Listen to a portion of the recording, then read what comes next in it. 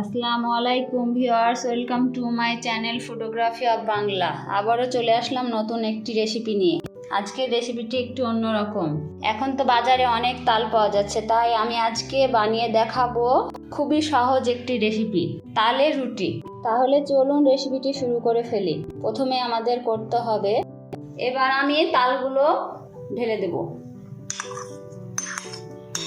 তালগুলো আগে জাল করেও নিতে পারেন, আবার কাঁচাও দিতে পারেন, কোনো সমস্যা নেই।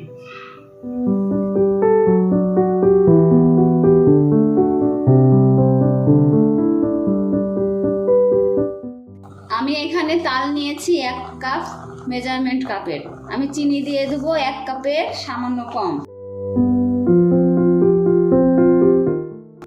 এবার এগুলোকে একটু ভালোভাবে নাড়াচাড়া করে আমি চিনিটাকে গলিয়ে নিব।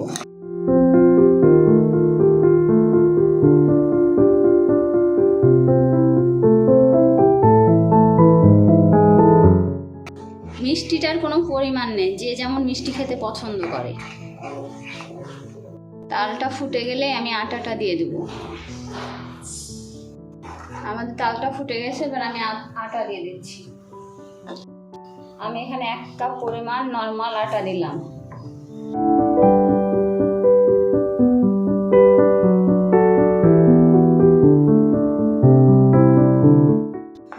আটাগুলো আমি গরম থাকতেই একটা বোলে ঢেলে নেব।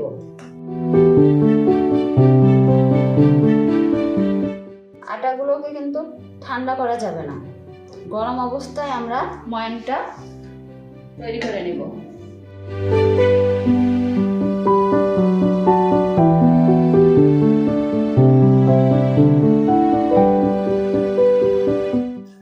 যদি দেখেন যে খামিরটা শক্ত হয়ে গেছে, তাহলে আপনি গরম পানি এতে অ্যাড করবেন, ঠান্ডা পানি না।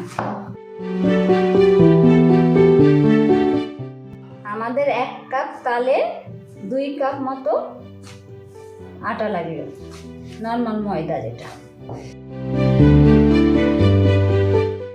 ময়ানটা আমাদের পুরোপুরি তৈরি। এবার আমি ছোট ছোট লেচি করে রুটি বানিয়ে নেব।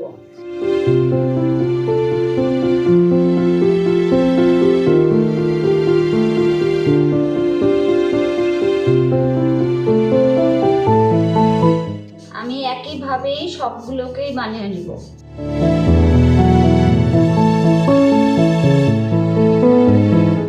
আর আমরা নরমাল রুটি যেরকম পাতলা খাই, ঠিক ওইভাবেই করব। ওর থেকে জাস্ট একটু মোটা হবে।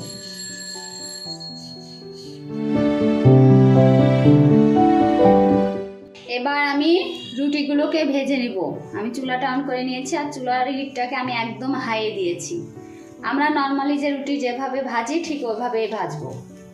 আর রুটি বা পরোটার ক্ষেত্রে কিন্তু আমরা হাই হিটেই যদি বানাই, তাহলে রুটি আর পরোটাগুলো পারফেক্ট হয়। লো হিটে ভালো হয় না। এবার আমি একটা রুটি দিয়ে দিলাম।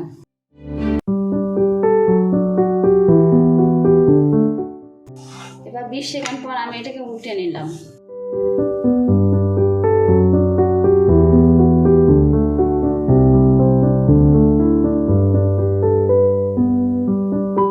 এবার আমি একটু চেপে চেপে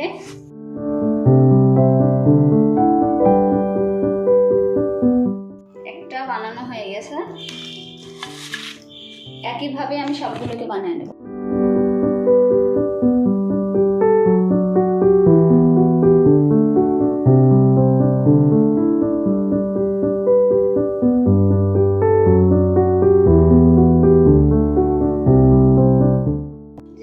আমাদের বানানো হয়ে গেল। এবার আমি সবগুলো একইভাবে বানিয়ে নেব। এই যে তাহলে তৈরি হয়ে গেল আমাদের খুবই মজার তালের রুটি। আমি ভেঙে দেখাচ্ছি কতটা সফট হয়েছে। এই যে দেখুন কতটা সফট। তাহলে আমার রেসিপিটি যদি ভালো লেগে থাকে, আজই বাসায় ট্রাই করুন। আর রেসিপিটি ট্রাই করে কেমন হলো অবশ্যই আমাকে কমেন্ট করে জানাবেন। আবারও চলে আসবো নতুন একটি ভিডিও নিয়ে। আজকের মতো আল্লাহ হাফেজ।